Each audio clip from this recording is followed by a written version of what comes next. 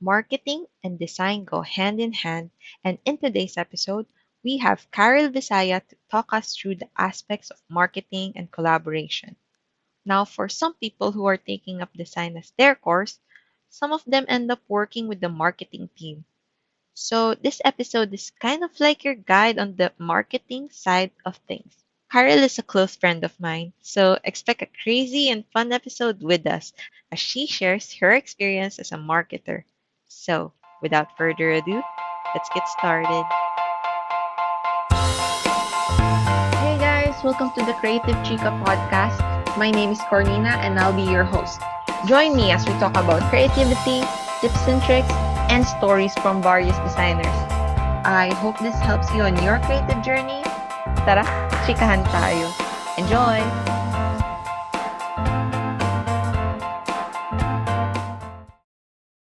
Hey guys, welcome to a new episode of the Creative Chica Podcast. And today we are here with my good friend Karyl. Hey!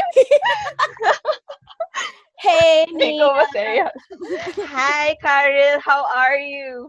I'm fine. I'm technically fine after what? 100 plus days of quarantine. I'm good. I'm good naman, considering.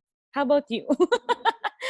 I'm good din naman. Kakakain lang ng pancit canton. Sure. Oh my God, kumain ako kanina. Yogurt lang kinain ko kasi hindi ko alam. Wala akong gano'n kumain. Oh, pero parang gusto ko ng pancit canton. So, Karyl, could you introduce yourself to our listeners? Tell us about yourself. Okay. Hi, I'm Karyl Visaya. At Karyl Hana, double N-A-H ang Hana. On Instagram. Please follow. Shameless plug. Anyway, yeah, I'm 26 years old. I'm a marketing professional. Actually, well, yeah, I'm a marketing professional. Because ako pa mismo nagulat.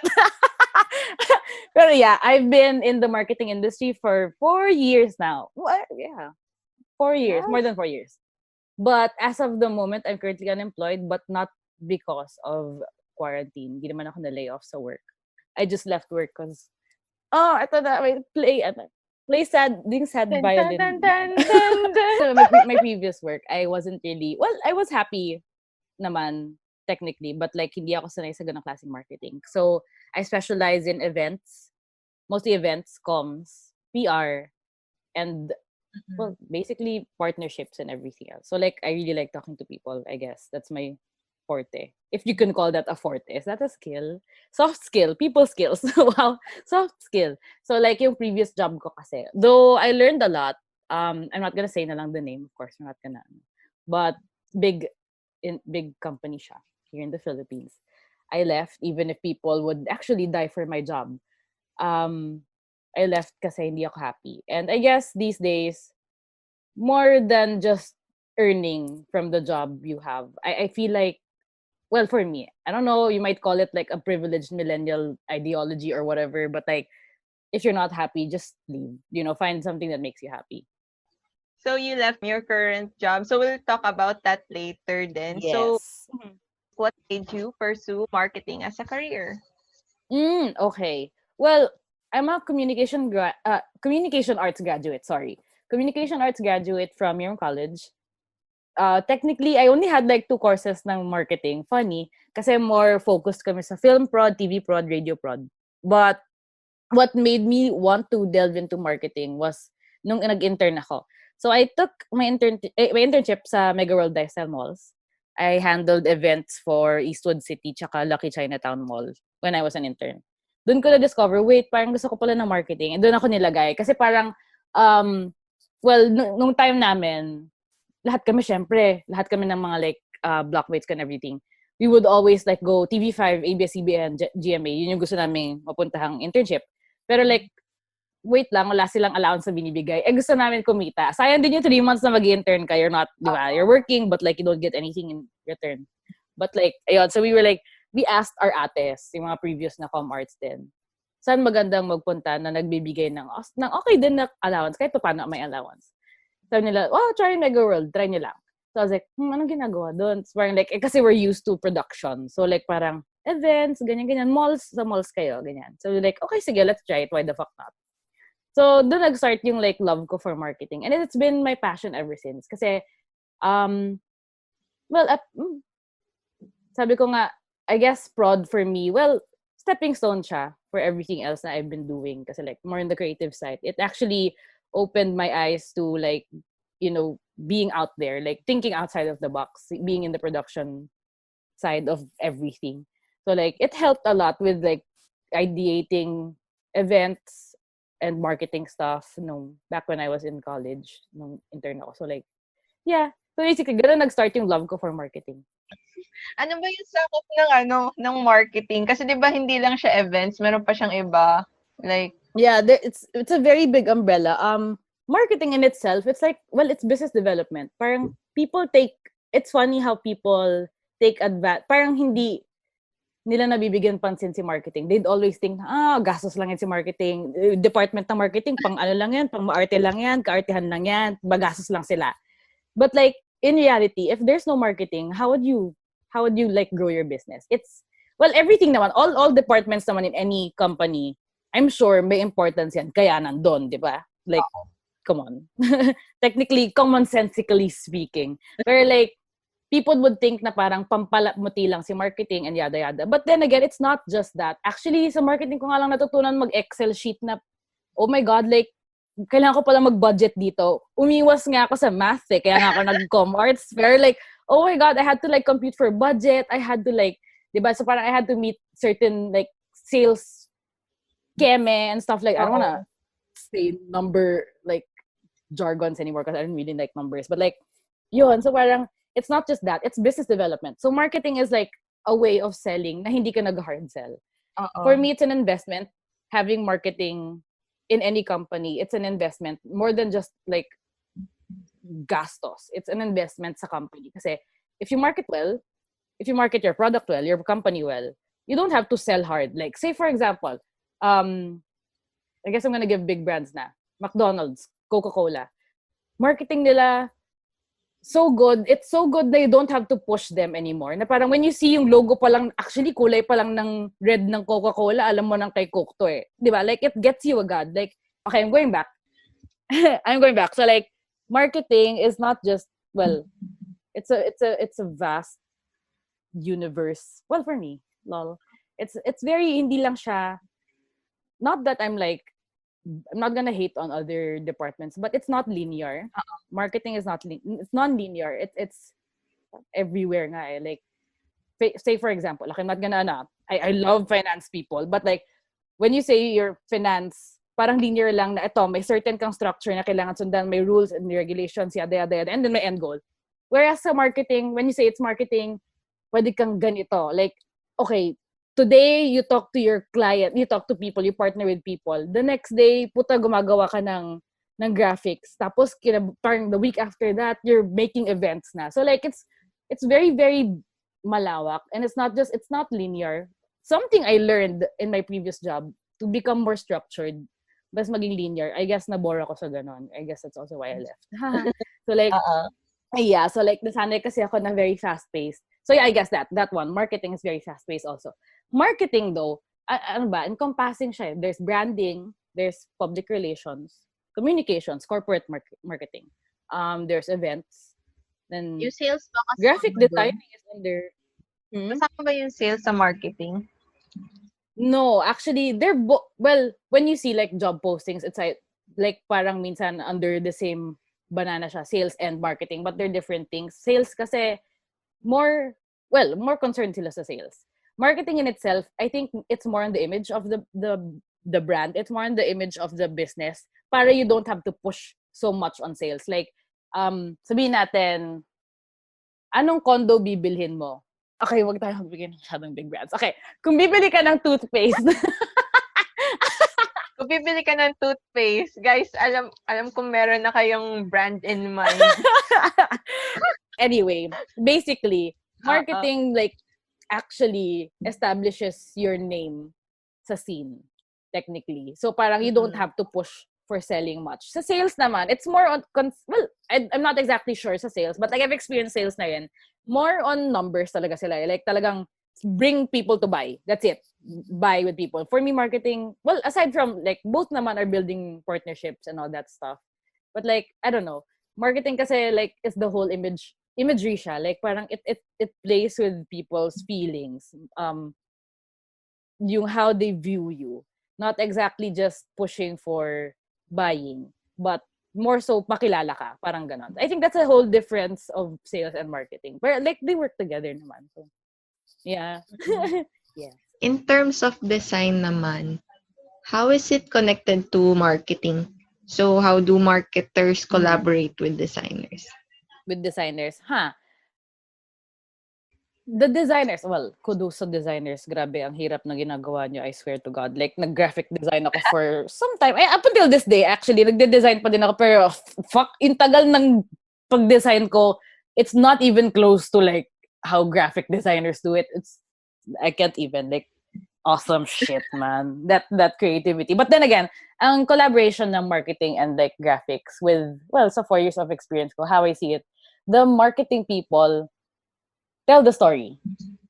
And then, while they tell the story, the graphic design people put the everything in it, like the color in it, the how they perceive the story to be. And I think that's how they collaborate. Like parang copywriters, well, art din naman, like they're all creative naman. I guess more so the marketing people, like say sabihin natin more corporate marketing side, they tell the story, but yung how do you execute ng story ng how it will look, yung image nung story na gustong masabi, yun yung nagagawa ng graphic designers. And I think it works well, like parang, and they tell the story as well kasi syempre they design it, so yeah, they work hand in hand in that sense. And alam ko naman like marami ring difference sa mindset, marami rin like pag-away in a sense between those two departments. So like pag hindi na come across yung idea. But I think with regards sa marketing and collaboration sa design team, siguro the marketing people, it starts with how they study the people, what they want, and then tinatranslate ng designers in design. So I think that's how they collaborate in a sense. In terms naman dun sa different industries that you've worked for, and how were you able to adjust to each one of them? Kasi iba-iba yung, alam ko, sa'yo, iba-iba yung industries mo eh. Paano mag-adjust? I guess it all boils up, well, okay, sige, background for the audience to know. I started corporate marketing. Well, not really corporate, malls marketing. So, events ng malls and all that shabang. And then, bigla ako nag-jump to the night scene, yung nightlife scene pala. So, bigla ako nag-jump to the nightlife scene. So, I worked for the biggest nightclub complex here in the metro. Kasi, well, from corporate, biglang nag-jump sa ganon. And then, back to corporate. So, I ended sa corporate again, which I left now because like I'm kind of like pursuing a passion, I guess. So, anyway. Yung difference, I think, for me, aside from the work environment na sobrang drastic nung change, for me, they were all the same. Because at the end of the day, I just like talking to people. And that was my job, like as a marketer, like parang to build relationships, to build partnerships with people, and like have them patronize my brand, the company I'm working in's brand. So I guess it didn't really differ because I enjoyed everything I did naman. I guess siguro ito, ang difference lang ng last ko, kaya I left, was 8 hours a day akong desk bound and I wasn't used to that. I guess yun lang yung difference. Siguro pagka, I just learned then. Well, learning process din naman lahat ng pinagdaanan ko sa work. And I think everything in life is, ayun, na-realize ko, oops, di pala ako pang desk lang. Di pala ako pwedeng hindi gumagalaw. And that's what I have been doing sa first job ko. Na 3 years ako nag-last doon. Yun yung first job ko. Tapos, doon sa second one naman sa nightlife, 7 months. Kasi, health matters naman. Kasi like, medyo mahirap na yung buong araw ka, tapos inom, diba? Every night. So like, yeah. So I guess yun lang naman.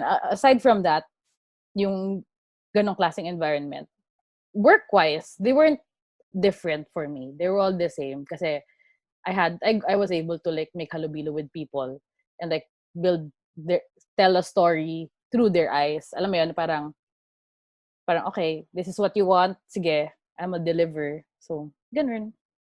Ano ba, may part na, ang tawag dito, kasi under marketing din ako dati, sa bank naman. Tapos, establish na yung bank na yon. So, nafe-feel kita dun sa part na laging lang nasa desk, yung madalas nasa desk. Pero minsan kasi need talaga lumabas. Like yung makipag-interact, tapos yung pupunta kami dun sa mga branches, yung ganun. Ganun din ba sa malls?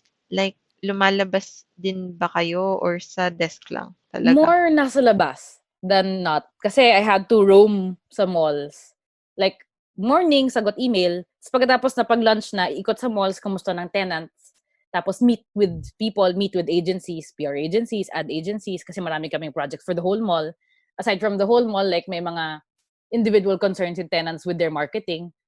Yun. So like, more often than not, I'm around. I'm just moving around. I mean, like, I'm in the same place, in the same mall, but like, I'm moving around. So like, I think, yeah, ganun yung ginagawa ko. Lalo na nung second job dun sa nightlife. Parang bihira ako nasa office. Like, well, nighttime kami nag-iikot. Tapos hapon, siguro mga sound checks lang pag may events. Yun, pag sound check ng mga like DJs and bands and everything before the event happens, yun, that's where, yeah. Pero like, more often than not, I'm like basically on the go.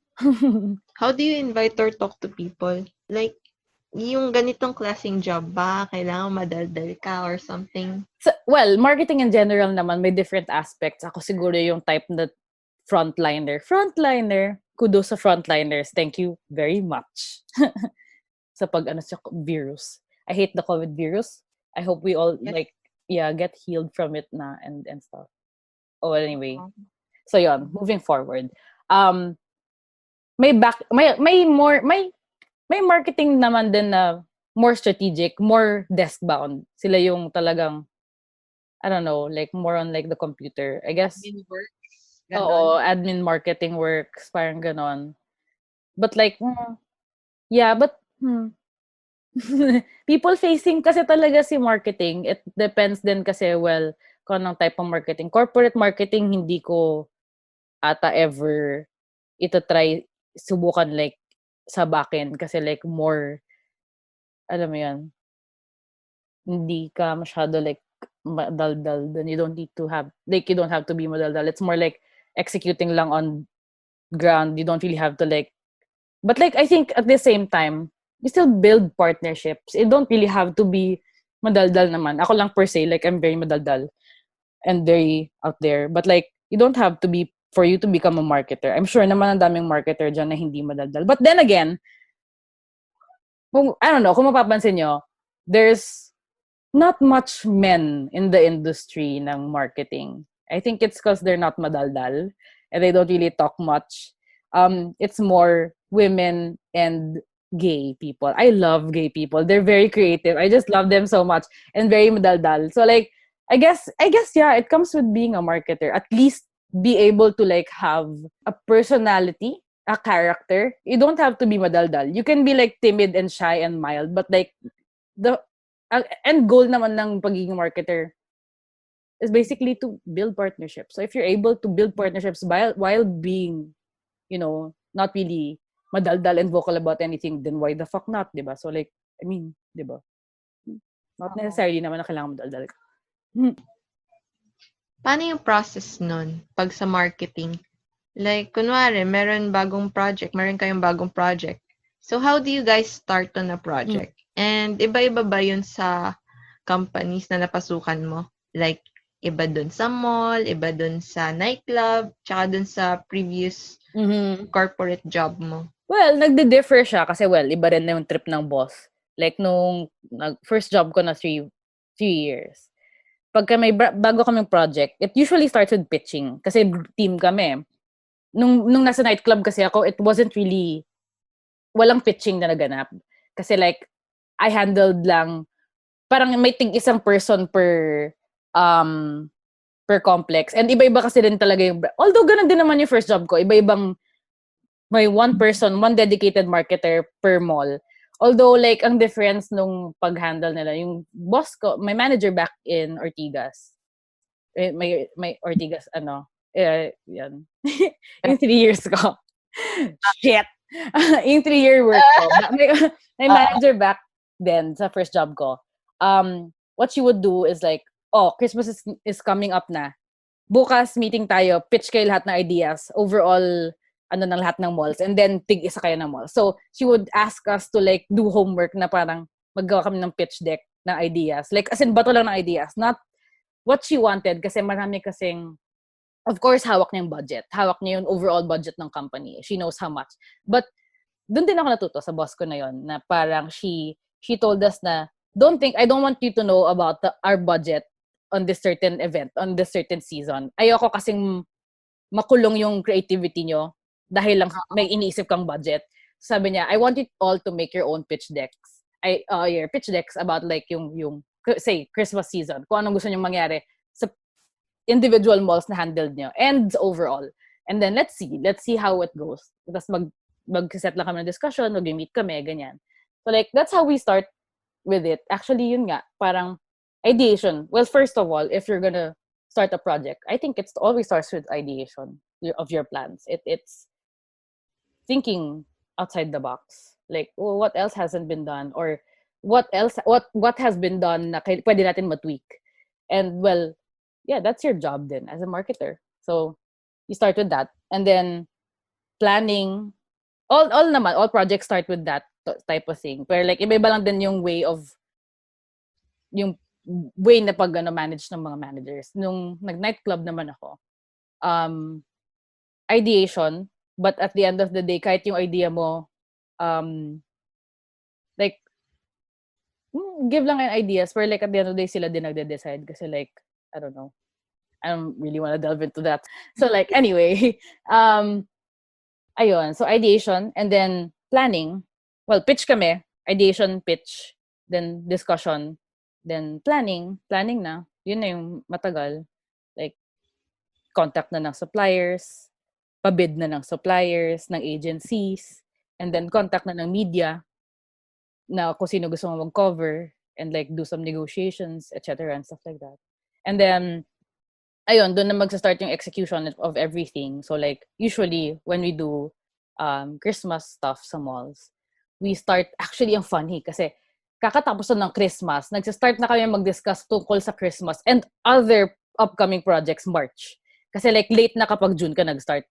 Kasi medyo big time eh. Kasi like, ang dami mong iisipin eh. Like, yun nga, media, tapos pagkain nila, tapos sino yung kukontakin for, alam mo yan, like, all the nitty-gritty. Like, people will think na para, ang dali lang, palamot. Yun nga, going back, people would like take for granted si marketing. Kasi nga, okay, may pasabog lang sila, may pa-fireworks sila ng keme, tapos may contact lang sila ng media. Okay, sige, sila na lagi nasa TV. Okay, sige, sila na.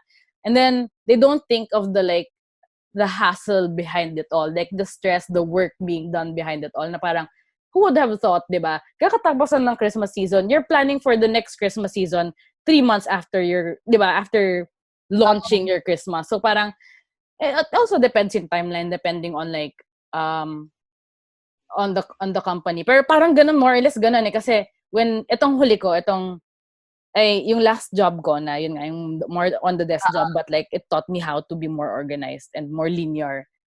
Kasi medyo hindi ako focused eh. I don't know kung na-notice nyo guys, like, medyo kalat ako magkwento. So, natutunan ko sa last job ko na mas maging linear, even sa pagkwento. Like, more focused, pero like, yeah, I'm still there. I'm still kalat. Lol. And I like it. I feel like I have ADHD sometimes. So anyway, nung time na yon, I was working with them January until July. Midway, mga June, pinapakonceptualize nila ako ng Thanksgiving. And that's in what? November? And I'm like, come on, really? So like, although like I'm used to it na, but like, oh, shit. Parang lalo na during the pandemic, I couldn't think of that anymore. Like parang really, yeah, yun nga, I kind of left then kasi part of me, like, nagkaroon ng, it took a toll on me. Like, I feel like everyone has experienced naman their own during the pandemic.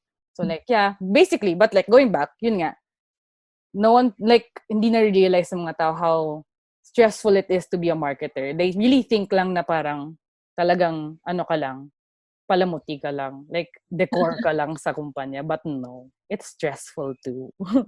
Yeah. Kaya nila inaano yan eh, ina-advance kasi sa amin doon sa bank naman, Mm. kaya advance sila mag-ano din dahil ipapaprint pa yung mga materials Yeah, na exactly. gagamitin. Mm-mm. And then yung mga invitation sa mga people na kasama, baka meron din silang iba-ibang Yeah. schedules. Those stuff. Yeah, yung mga Tapos, collaterals din. oo, tapos pag nag-mess up pa yung mga collaterals, Oo, ibabalik pa paano? sa supplier. Yeah. Ano to? Paano to? Malapit na yung event. Mali yung Yeah. na-print nyo. Yeah. Oo, ganun kanash Oh my para God. maiwasan. Girl, Diba? all the time. All the time. Di Buti nga yung mawawala sa yun. buti yung sa inyo sa nightclub, like, yun na yung venue nyo eh. Pero paano pag Yeah. kunwari yung, ano nyo, yung venue nyo, kunwari sa hotel. Yun, Tapos, isa pa yun. nagkaano-ano pa siya. Keme pa, mali pa yung booking na ganito, nagkamali ng araw. Oo. My Lord. Diba? Tapos Mga hindi ganong pa pala keme. nakaset. Yung mga Oo, ganun. ay ganon. Yan yung mga struggles ng sa marketing eh. Yeah. Nakakapraning din, guys. Hindi rin siya easy task. But yes. Para kaming decor. But yun na nga Yes. yung job natin eh, di ba? Like, job as marketers, para pagandahin ng image ng kumpanya. Kung hindi ka decor, paano mo pagagandahin ng isang item? Charot! Anyway, dahil kong alam. Lols. Going back in yung execution, and then, well, of course, it ends with like post-event, post-project. So, after that, meron pa syempre reviews. Oh, what happened? What did we do right? What did we do wrong? And then, of course, right, depende sa gaano kalaki, may post-media pa na syempre to keep you going. Like, hindi lang naman mag-end na parang pagkatapos ng event, tapos na yung media coverage. Syempre, may mga write-ups pa, may mga ipapaseed ka pa sa newspapers ng ganito, success si ganito, keme. Para 'di ba, like, it doesn't just end there. Das bahala na sa project, tapos na. Of course, it doesn't. So, like, yan, may post-event project management pa din. So, yeah. So, yun yung like process flow so far, generally speaking. I feel like there's a better way to explain it, but like, yes, in my words, I guess. Yeah. So, paano pala yun? Like, how do you know if a project is doing well or if you're doing a good job dun sa project, sa ginagawa niyo? I mean, do you get feedback from your peers? Or Yes. Yun. Exactly. Like, that's part of post-event. I didn't include it. Yeah. Buti pinalala mo. Getting feedback. So, it's usually surveys, or pag more in-depth interviews, focus group discussions, those stuff. Like, market research. Oh, yeah. Another aspect. Market research. Isa pang aspect ng marketing yan. Yun, people in market research don't really necessarily have to be like madaldal and everything. Like, more on the scientific side of marketing. Marketing is also a science, guys. Hindi lang siya arts. So, like, my market research side, like, well, surveys.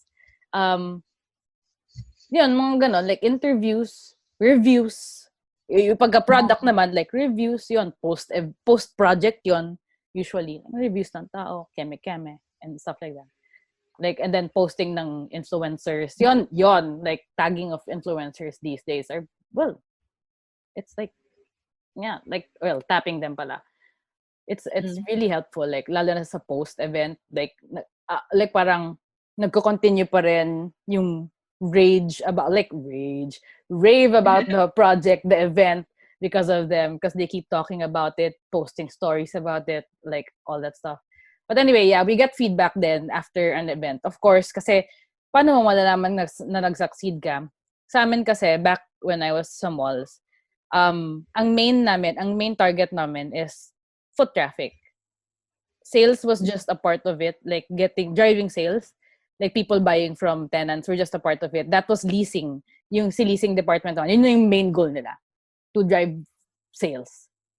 People buying from the mall. Anyway, so parang kami, ang top of mind namin ng time na yun, when we create an event, kailangan, ito ba magdadrive ng foot traffic? Ito ba magdadrive ng people coming in? Ito ba mapuput tayo sa map? Makikilala tayo ng people?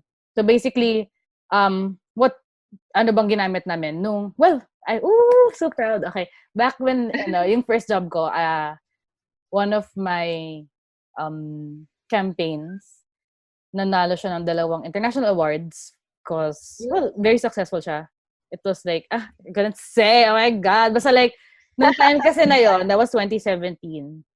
And then, nung pinapitch kami ng idea on a campaign for Christmas per mall, we had a problem dun sa mall na handle ko. So, ang problem namin is, una, hindi siya pinupuntahan masyado ng younger people kasi nga medyo upscale yung mall. Of course, younger people won't buy from there. Ang naging market namin noong time na yun, mga older people, yung mga like tita-tito, like titas of Manila, nagme-meet up, nagko-coffee date, ganun, ang target market. Pero what we wanted was more younger people kasi sila yung bigger chunk ng population. Anyway, so, nung time na yun, that was 2017, I noticed people were going to Singapore just to go and see Yayoi Kusama's mirror rooms. I'm sure you're familiar, you're creative. You know Yayoi Kusama. I feel as a creative. No, you know her. I don't. Or maybe I see her. You know her. I see her work. Yeah, her. Yung Wait artist go search. Yeah. Yeah. Yayoi. Yayoi. Siya na yung unang lalabas dyan, sure. Okay. Yes. Yeah. Kilala ko na to. So yun, so parang I saw people were going to Singapore, as in flying to Singapore pa just to see her mirror rooms. So yung, parang I forgot what, infinity room yata yung tawag sa kanya. Like, as in like floors, ceilings, and then all walls were mirrors. So like, very Instagrammable and all that shebang. So, nung time na yon, back in 2017, nung pinapitch kami, sabi ko, why not bring that here? Dun sa mall na hinandle ko. Kasi, I'm sure people are gonna dadagsain ng people to. Kasi, they book flights to Singapore just to see it. Why not bring something like that here? And sakto, we had unleased spaces. So, yun nga, other than mahina yung sales, kasi nga, kahit medyo mataas, kasi mataas yung buying power ng older rich people, mahina yung sales kasi wala masyadong tao, like quantity-wise. Pwera pa doon, hindi nagli-lease out yung tenants sa amin kasi ang mahal ng per square meter. Lol, very technical na. But like, see, those stuff, see guys, marketing isn't just palamote. See, okay, anyway. So like, so yung unleased spaces namin doon, we had to make use of them kasi sayang na-airconan siya and everything, nakita-take up niya yung space na, di ba? So like, nagagastos siya kahit paano. Sabi ko, why not bring it there? Kasi sabi ko, I have friends who do, like, check out the mirror rooms pa nga like, sa ibang bansa. So, like, natuwa naman ako, like, my manager ng time na yan was like, oh, sige, let's try that. So, medyo gumastos kami, medyo mahal. Of course, mirrors yun. Tapos, ginawang room. So, like, that was really hassle. But, like, we had 4 rooms of that. And then, grabe. 3 months lang yung run nun. Dapat November, December, January lang siya. Binalik namin siya due to popular demand. So, nag-extend siya hanggang February. Kasi nag-up ng 700% yung foot traffic. Ako sabi ko nga, paano niya na-compute yung up na... I really hate math. So, like, ginawa na yun ang property management for us. So, sila na mismo nag-compute ng foot traffic. So, like, of course, they counted people who were going in, ganyan-ganyan. And, like, of course, in our end naman, ang count namin ng time na yun were engagement on posts online. Yung hashtag namin, I think, nag-garner ng 800 posts. That was a lot. Like, from like people not even knowing where the mall was to that. I mean, like 800 posts of people who used the hashtag. What more, like, syempre may iba hindi gumamit ng hashtag, bumisita lang. Baka nga yung iba hindi nag-post, di ba? So like we were like, wow, okay. So like, nagkaroon siya ng traction. And then, naput sa map yung mall dahil doon. Oh, big chunk. So yeah, it won 2 international awards. Thank you. Thank you to the team. Miss Karyl. Yes. To the team. Of course, ang hirap naman gawin doon kung ako lang yon. But like, yeah. But yeah, pero concept mo siya. Yes. Ish. Yes. Yayoi Kusama, thank you. Charot. Inspired by. Ganun. Ayun, going back. Yun na. Like, summarize. Market research. Surveys and everything else. And then, well, now, there's social media. So, you can track them like that. Yun, foot traffic. Naka-count naman yun. Tapos sales din, naka-count din yun. So, basically, marketing is backed up by data. It's not just bala lang. We don't do it for fun lang. Of course, it's fun. It's supposed to be fun. Come on, like, would you go someplace that does not spark joy? Wow! Wow! Oh, Marie oh Kondo my shit! God. Please sponsor us, charot! Tapos yun, di ba? Basically, like, yeah, I mean, marketing, like, well, not exactly joy, but like, it kind of, if it doesn't sympathize sa people, why do it, di ba? So like, usually, it's backed up by data naman. And, yung data naman, dali makuha. Analytics, yan, kailangan may analytics side din yung marketing kahit paano. So, there's all that nitty-gritty in between. So, yeah. Yeah. Effective pa ba yung yung mga print, like yung mga brochures and everything, or more on dapat Digital. sa digital na? Kasi back then, nung nasa bank kami, edi bank siya. So, dapat laging may mga brochures. Pero kasi, pag nagpunta ka ng mga branches, kailangan talaga ng mga brochures. Pero, in-exercise na namin nun yung digital, like sa social media. Ano ba yun? I think for me, print will always be a special, it's gonna have a special place in my heart. Like, well, I've worked with newspapers naman din. I've partnered with newspapers. Well, like, fortunately, in my work naman, since corporate nga siya and big company, I was able to like do above the line advertising. So above the line, tama ba? Biglang na yun napaisip. Above the line, like newspapers, billboards, those type of stuff, TV, radio. So yung mga like more on traditional media. I was able to like handle stuff naman then with that. And I'm very fortunate na I was able to, kasi like I know a lot of marketers these days, lalo na nag-work sa startup. Hindi na talaga sila nag-traditional So talagang delve into digital. But for me, it depends on your target market talaga. Like, yun nga, like what you said, bank kayo. So, sino ba target? Depende sa product din ng bank. Kunwari, like say loans and everything, hindi naman lahat nakaka-access. Sino bang target market ng loans? Ano ba? Like, siguro the class C, D people. I most of them siguro, I don't know, they only have access to TV, radio. So I feel like traditional media still is important. It depends on your target market.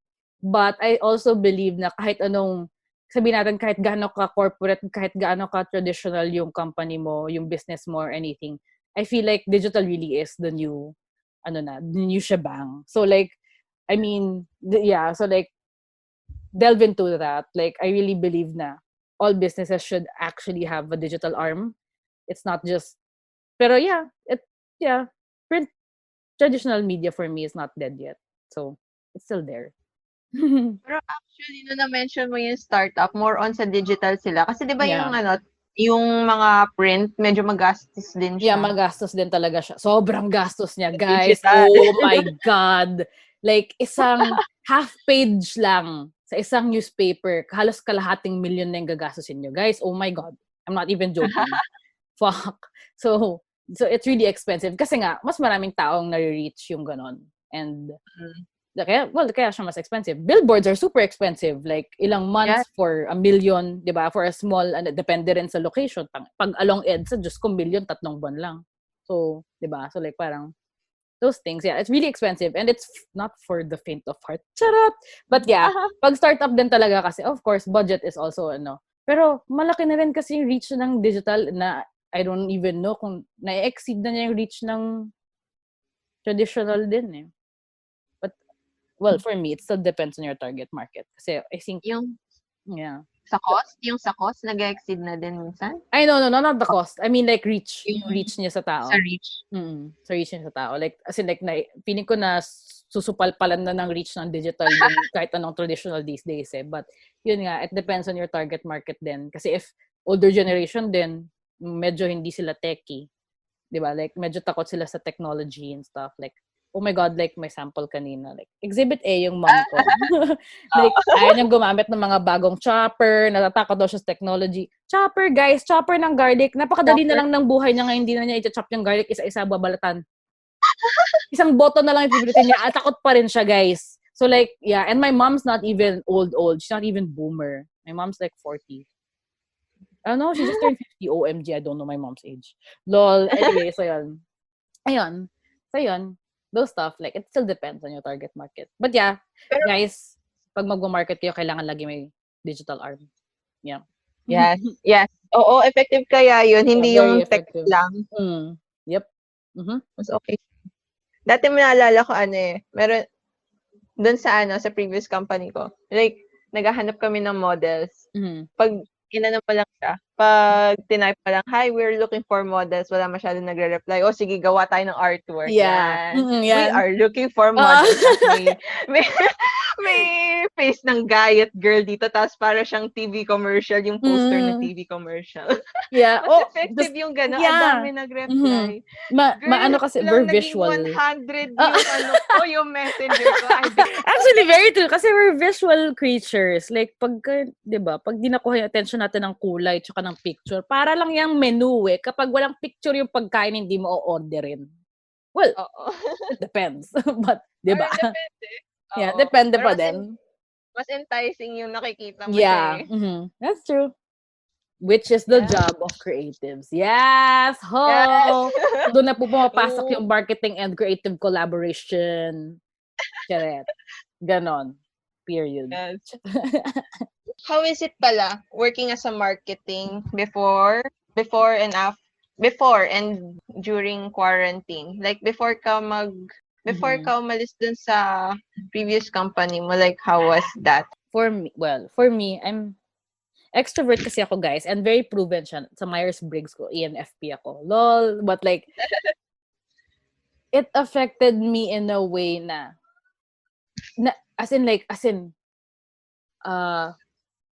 ako lang to like, personally, I'm not sure with the others, I'm not gonna speak for everyone, but sobrang nag-down yung moral ko.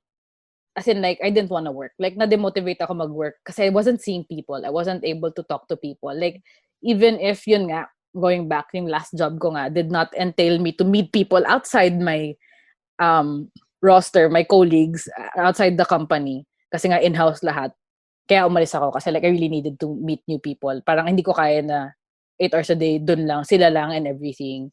That was better. Seeing them and like traveling to work kahit very traffic was better than just being locked up here. Kasi like, for an extrovert like me, it wasn't really helpful sa mental state. Like, I felt alone in a sense. Kahit naman hindi, kahit may nakakausap ako, but like, it's still different interacting with, like, physical touch is still different. Like, it's not, ayun. So, like, going back sa work-wise, ayun, guys, napa-resign ako during quarantine. Yun po yung naging epekto sa akin as a marketer ng quarantine. So, I wasn't, yun, creativity-wise, yun nga, I read something and I'm gonna quote na rin. Being in isolation, the quarantine is not a creative retreat. So, dun na-realize ko, oh my God, oo nga, totoo. Like, people would think na, okay, siguro, baka mas you would think na parang mas marami akong time ngayon kasi like, hindi ako nabobombard ng meetings, hindi ako nabobombard ng, kausapin mo na kita, teka lang, ito may di ba, hindi ka nabobombard ng ganon sa actual meet-up, like, office setting. Pero, akala mo, like, I'm gonna have more time to think about ideas, ganyan-ganyan. Because, like, I'm at home and, like, I have more control of my time, keme-keme. Guys, hindi siya totoo. Well, for me. Hindi siya totoo for me. Nawalan ako ng, as in, like, nawala yung creative juices ko. Like, nawalan ako ng gana mag-create. Totoo yung nabasa ko na isolation really isn't a creative retreat. It really wasn't. I felt trapped, for the lack of a better term. Like, parang kahit lumabas ako to find inspiration, to create something, to think of something, wale, guys. Like, siguro dulot din siya ng fear, ng like subconscious and deep fear about the whole virus thing na, di ba, na parang, kailan kaya to? Like, super hindi natin expected and like, hindi mo, you couldn't really guess what's gonna happen next. So like, I guess yung uncertainty of the times and the world didn't really help me like create anything at all. Like, I would find myself staring at the same blank PowerPoint slide for 30 minutes. And yung to-do list ko na, alam ko, ang dami kong tinuto-do sa isang araw, sa isang 8-hour workday, isa lang yung natitake off ko. Like, grabe ang lala. Like, hindi ako na-motivate at all. So, yeah, that's what happened to me. I resigned. And now I feel better. Kasi nakaka-create ako ng stuff. Like, yeah, it felt more of a burden for me, I guess. So, what about in terms of collaboration pala? Like, if you have projects with your teammates, yeah, like, may mga times ba na mahirap makisama or maki-collaborate? Yung mga people na parang difficult to collaborate with, how do you handle that? Pero Handle with people. silang, Yung ayaw makisama, ah, basically. Well, or for example, yun, kung sa graphics din, yung mga suppliers na ayaw ibigay agad yung mga, oo, yung mga, ayaw. mga material. Oo. 3 days? Nasaan na? 3 days Asan na? na? Nasaan na? Kailangan namin, nasa na yung kailangan kong i-check? Oh my gosh, that's very true. Okay, wait, anyway. How to deal with that? Well, personally, it depends then sa people you're dealing with. Kung dadaan sila sa pag-rush at natutupad nila pag ni-rush mo sila sa isang email lang na I really need it na, yada, yada, yada. Or yung isa na, papaalala mo lang na, ito nga pala yung deadline. I think it depends on them. But like me personally, what works a lot is talking to them na makikibagay ka pa din. Like, before kasi, I tried, nung bago pa lang ako, syempre, not really trained enough. When I would rush something, email lang. Na parang I hope you, ganito, ganito, na parang, just to remind you, yada, yada, yada, ito yung deadline. Ganyan, ganyan, keme. And, hindi siya, well, yun nga, at the end of the day, you have to still, like, build rapport, build relationships, build the partnership. And, I figured out the way to do it properly. Like, when you make lambing, I mean, that's one of the things you have to learn then to do. Like, make lambing, like, parang, uy, naman, onting parinig na parang, I think, well, more often than not, it worked sa akin. It might not work sa other people, baka kasi sobrang formal nila or whatever, or too corporate, too tradish, or whatever. But like, sa lahat ng naging supplier, agency-wise, or like, print supplier, or keme-keme, lahat naman nadadaan ko sila sa onting, uy, naman, ganyan. Kasi like, nabibuild na, from the moment you meet, like, from the moment you ask them to bid, like, to get, like, parang, ito yung mga ideas nila, keme-keme, to send yung portfolio nila, yung credentials nila, from that moment, until tapos yung unang project nyo, hanggang sa magtuloy-tuloy kayo na, okay, retainer kita, ito ka, kontrata natin. From that moment on, like, from the beginning naman ng, everything, you have to build something na, like, talk to them, madalas. Kahit siguro sabihin natin, nakakapagod naman, paano naman sila, ang dami kong supplier, ang dami ko namang agency na hawak, lahat sila kakaibiganin ko. Not necessarily, but like, at least build something na at the end of the day, when you need something from them, onting kikalabit mo lang, magagawa na nila ng paraan. Kasi kapag hindi ka ng anything, like, onting, alam mo yun, like, parang onting lambing here, lambing there, nasa sa'yo na yan, it depends on you, like, how you do it. Pag hindi mo na ganon, kahit anong push mo na, rush ganito, keme-keme, galit na yung boss ko, asa na yung ganito, uunahin pa rin nila at the end of ikaw ba? Like, di ba? If you're gonna, sino uunahin mo? Di ba? Yung medyo kupal na nagre-rush sa'yo na, tungin na, hindi nga ako nilibre ng kape neto or anything, versus dun sa isa na, alam mo yun, na parang tinawagan ka lang ng, uy, Mare, meet naman tayo, na-miss na kita, pero OMG, nakalimutan mo naman na yata yung pinagawa ko sa'yo, yung mga ganon. Sino uunahin mo? Diba? So like, diba? Like, I mean, like, yeah, well, something I've been doing, like, I'm doing brand marketing. I guess, you have to, like, tell a story in a sense, in anything you do, even conversations, like, parang in a sense na you relate to people, and you make them feel like they belong. Like, parang make them feel like they're part of something, like a community. Don't make them feel na parang, lang sila, andyan ka lang pag kailangan mo sila. Parang ganon. So like, yeah, it works for me. Like, personally speaking, pag kami ganon, pag kailangan ako i-rush, onting kalabit lang, uy, naman, ganyan. Gumagana naman siya for me. So, yeah, it still depends on people. Onting lande here. Wow! No, guys, bad yun. Huwag maglande. Lande responsibly, guys. Can you describe how your day is like when you were starting out versus to now? Like, nung nag-i-start ka pa lang sa career mo now compared to before, well, I think everyone naman siguro. Uncertain. Very scared. Pag kami kailangan i-present, takot, ganyan. Siguro compared to now, pag mag-send ng email, kailangan mo nang basahin pa ulit-ulit bago i-send, tapos parang kakabahan ka muna bago ka alam mo yun, na-send mo na, pero kinakabahan ka pa din, tinititigan mo pa rin yung sinend mo, yung mga ganong tipo. But like, yeah, after 4 years, well, very much na ako ngayon, like more confident na, especially I guess it also like boils down to the experience and the learnings I've gathered sa years of being a marketer. Like what makes you confident din kasi is like being able to having knowledge of what you're doing. Kasi if you don't know what you're doing, how are you going to be confident about it? I guess that's also why mahiyain ako no. Well, hindi naman ako mahiyain na tao, but like nakikibagay na pero like I was nervous all the time. Lahat laging okay ba to?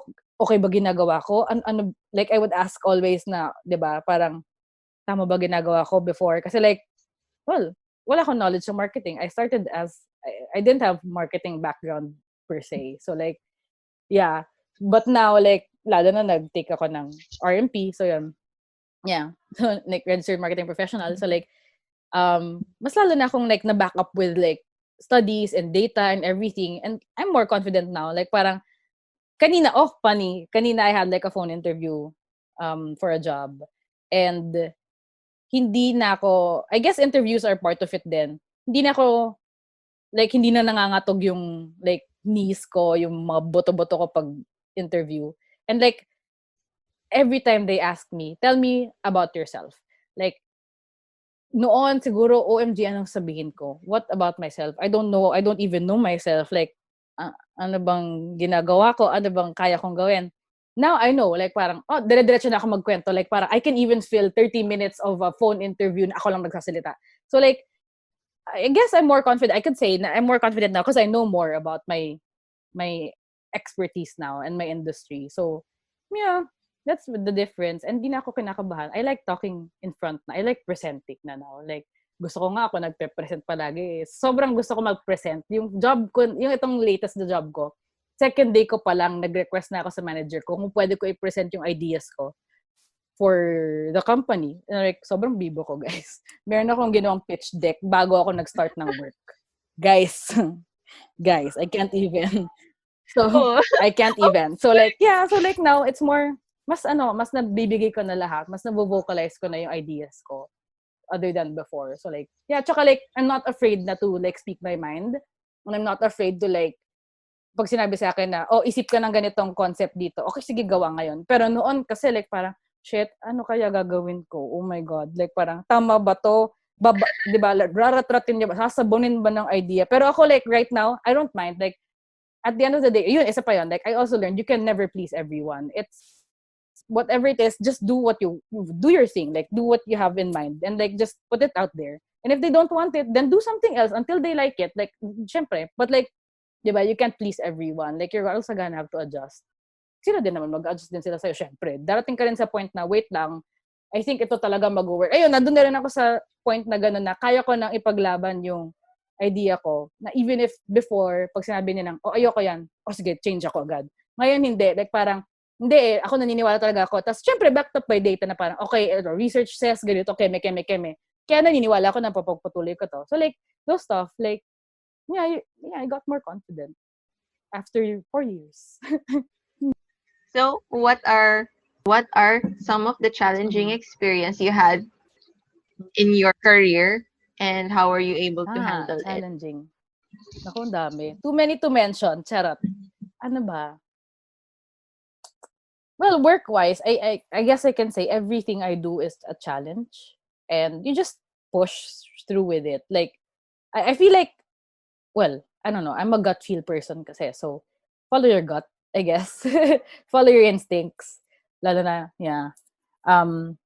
Yeah, usually pag ganun. But like, that's work-wise. I think every work I do naman, it's challenging on its own. Kasi, syempre, well, ako din I believe na if hindi na ako na-challenge sa work ko, why am I still working anyway? Like, di ba?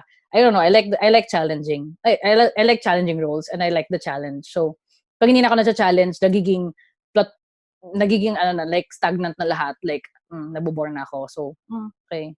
But like, that's sad. I should learn how to like, yeah. Anyway. But I guess, in terms of pinaka-challenging na hindi ko makalimutan, it's more on dealing with the work environment, I guess. The people at work. Pinaka-challenging na hindi ko makalimutan is yung, I'm not gonna say na lang, but like, isa sa boss ko. Well, yun yung biggest reason why I left one of the companies I worked in.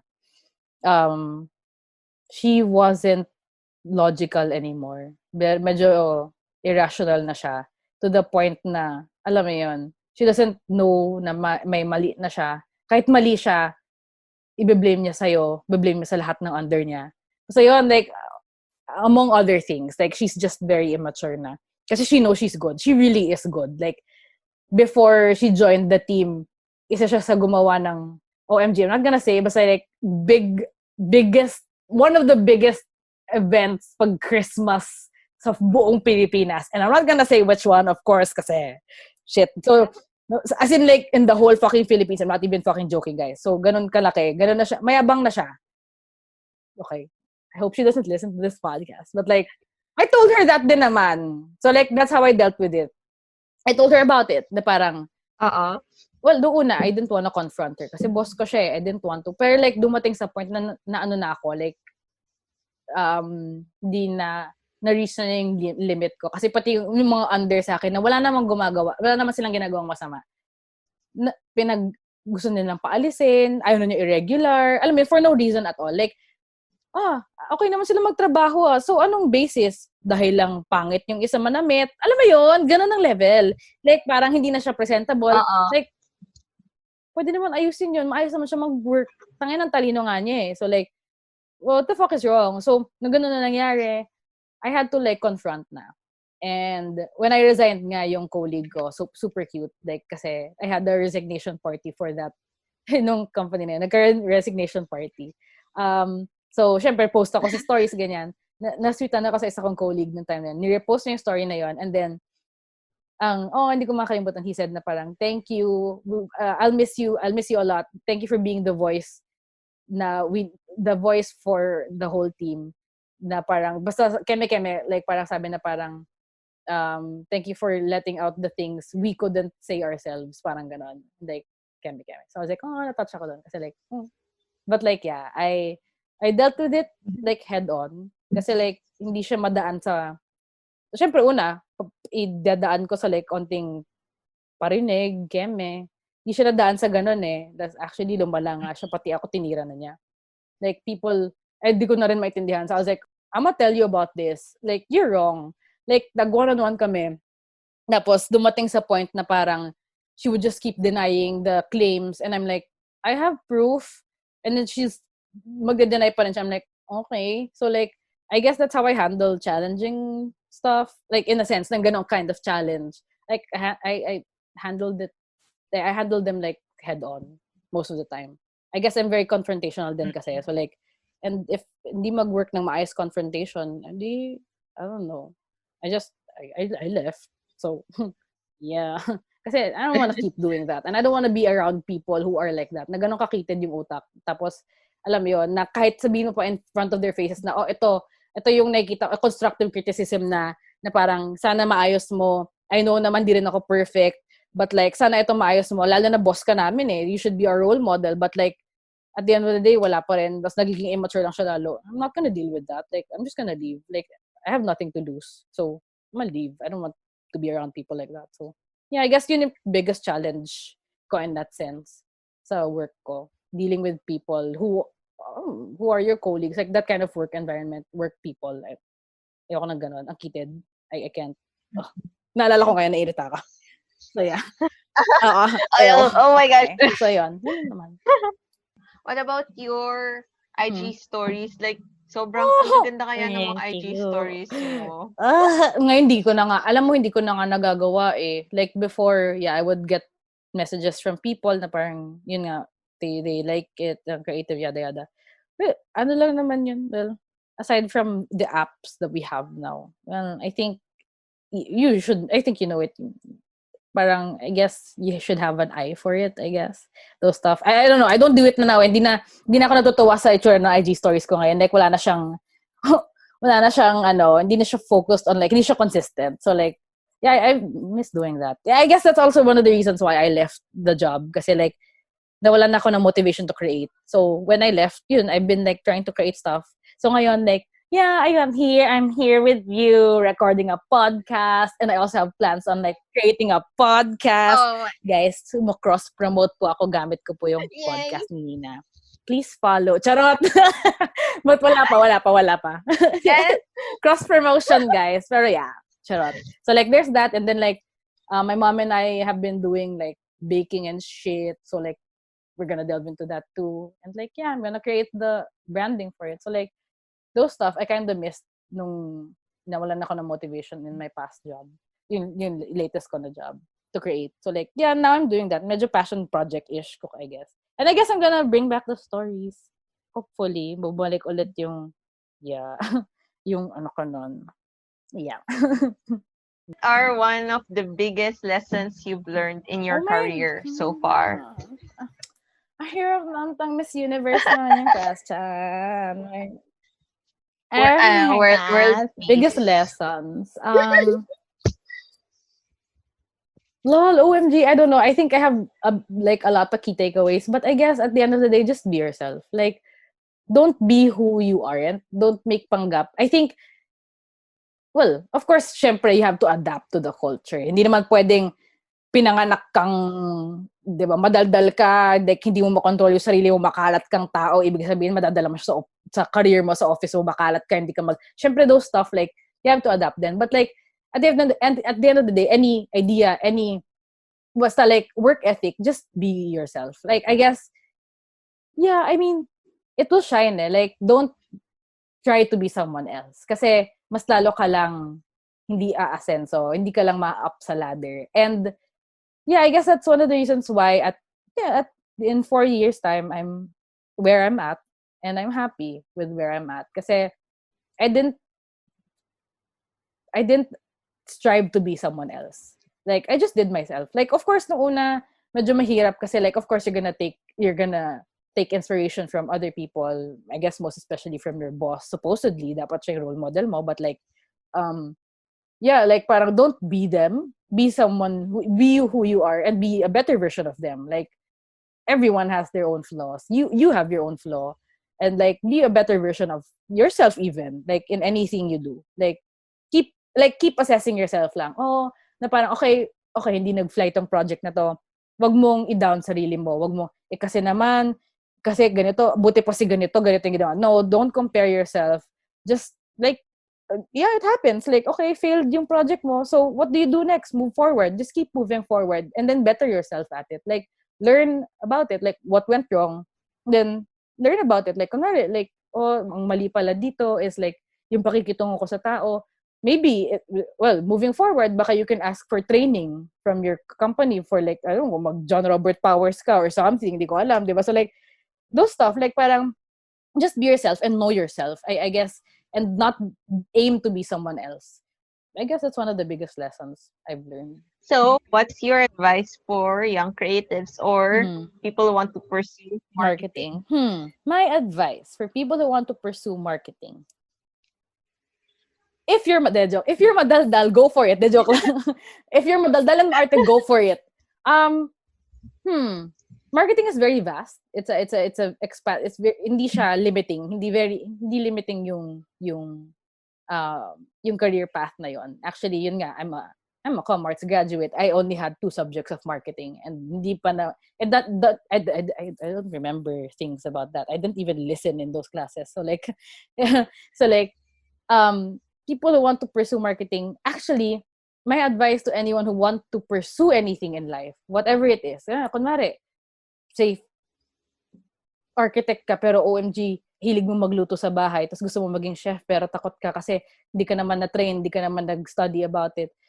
For me, like, whatever it is you want to pursue, go do it. I guess that's the only advice I can give you. Sabi nga ni Nike, just do it. Start with something. Like, with anything in life naman, not just sa marketing, not just sa creative field. With anything, I guess that's my advice. If you have something in mind and you're really passionate about it and you feel like kapag ginawa mo to, it's gonna spark joy. Yes, it's gonna make you happy. It's gonna make you, you know, feel like yourself. Go for it. Just do it. Start with it. Like, if you don't know anything about it at all, learn. Kasi like, lalo na this day and age, ang dali na lang mag-access ng stuff ngayon. Like, you can learn how to be dami, like, for example, di ba nga si Harvard na nagbigay ng libreng, I don't know, some, di ba, like, courses. libreng courses, like, those stuff, di ba, like, keep learning. Also that, I guess, even if you're at the top of the food chain na, say you're a manager or like you own your company, there's still always something to learn. Oh, dalawang learnings na yun, guys. Dalawang advice na yun. Just do it and keep learning. That's it. Like, whatever it is, don't stop learning. Like ako, up until this day, even if I've been using social media, very avid user ako ng IG and everything, nag-take ako ng like online course, short course on social media mastery just a couple of days ago. So like, there's still so much to learn about everything in the world. Lalo na ngayon, very uncertain na yung time. So, yeah, just be yourself. Just do it. And keep learning. Yes! Guys! What's your next steps and what are your plans? Ayun, as I've said earlier.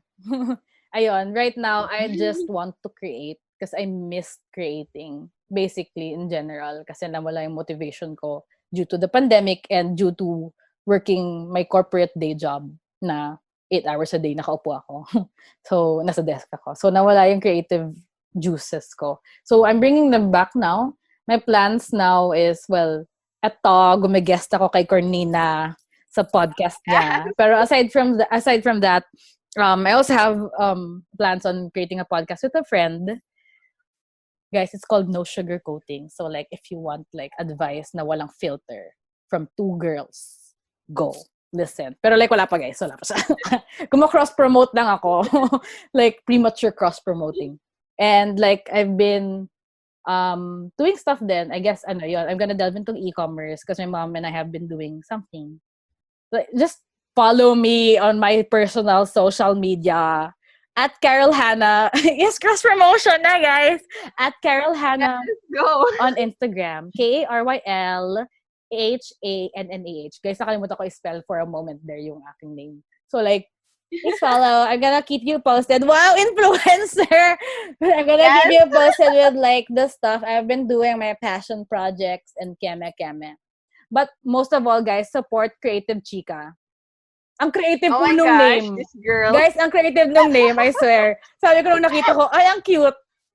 Bet. This girl right here. Bet, guys.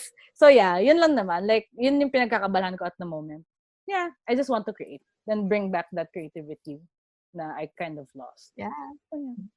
Keep on creating, guys. Charot. Creative Chika. Yeah. Whoa! So other than your Instagram handle, where can people follow you? Oh my gosh, I guess yun lang talaga ako active. I know I should be more active on Facebook, pero medyo dine-activate ko siya, guys, for like kasi medyo toxic yung mga politics and keme-keme doon. I was like, I don't need this shit right now. I wanna like stay in like my zone. So, I guess Instagram. You can contact me at my phone number at Charot! And my address, it's the joke. And like, oh well, for future collaborations, you may email me, Karyl Visaya, KARYLVISAY @gmail.com. Or just follow me on Instagram and like slide the DM. That's it. Yeah, I'm easily we'll put accessible. That on the show yes, notes. yes. They show notes. But yeah, Instagram lang mainly. So yeah. Yeah. LinkedIn gusto niya the charot. The joke lang, yeah. So, do you have any last words? Last Anything words, to add? guys. Last words. Wala na. I guess, yun na rin. Sa advice ko, that's it. Just keep doing what you're doing. Keep on keeping up. Keep on doing, lalo na ngayon sa pandemic, like, just keep your head high. I know it's difficult. Like, I've been through that. Medyo, like, worst times yung first couple of months ng quarantine for me. Like, as in, I didn't want to talk to people. Sa pagiging madaldal ko na to, I didn't want to socialize. Like, I just wanted to, like, alam mo yun, ang hirap ako sa isolation, pero ang way of coping ko sa isolation was to isolate myself more. That was, like, super dark. Like, dark times. But, there are brighter days ahead, guys. I guess yun yung last words ko. There's always, like, a brighter future. So, kang like nawalan ka na layoff ka sa work. Ngayon lang yan. And afterwards, I'm sure you're gonna find one. Just don't stop trying. Don't keep learning. Keep on trying. Huwag ka mawalan ng pag-asa. Like, Adja. So, I guess, yun ang last words ko. Yes! Charot. Ganon. Thank you, Karyl, for joining us in this show, and thank you for sharing your knowledge and Yes. experiences with Thank us. you. Thank you for having me. Actually, this is very super like sobrang humbled ako. Sabi niya, bigla siyang, "Pwede ka ba mag-guest?" As in sobrang random lang. "Pwede ka ba mag-guest sa podcast ko?" Sabi ko, "Anong pag-uusapan?" Marketing and collaboration. Wow! Oh my God! This is my first talk. Gusto ko po magkaroon ng TED Talk ko. So, eto na po siguro yung stepping stone ko doon. So, thank you. Thank you for giving me this opportunity. Thank you, thank you. Yes. Thank you, Karyl. Thank you, girl. Thanks, girls. Girls, ang dami. Thank you for listening, you guys. I enjoy talking to my friend about the nitty-gritty stuff about being a marketer. How marketing is a way to really get your product out there for a lot of people to become more aware of your product. As Carol had mentioned, marketing is kind of like selling na hindi ka nag-hard sell. It's not linear and it's not as easy as how people see it is. How communication and collaboration plays a big role in order to get things done. I'm so proud of my friend. She has achieved so much in her career in the field of marketing. If you enjoyed this podcast, I would appreciate if you guys could follow this podcast and like our page, Creative Chica, on Facebook. We also have a Facebook group now where you can post your questions or maybe we can have discussions or share your views on the topics that we have covered. Just search Creative Chica Podcast on the Facebook groups and I'll approve your um, request to join the group if ever. So again, thank you for listening and I'll talk to you guys soon. Bye-bye.